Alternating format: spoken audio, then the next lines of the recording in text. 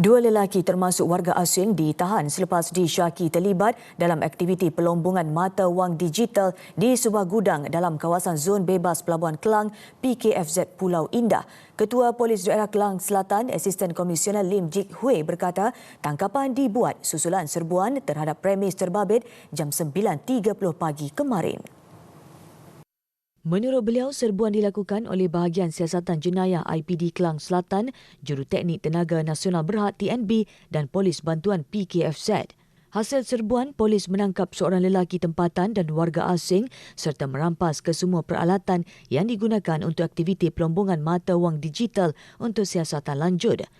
Tambahnya, kertas siasatan dibuka di bawah Seksyen 427 Kanun Keseksaan atas kesalahan khianat yang memperuntukkan hukuman penjara sehingga 5 tahun atau denda.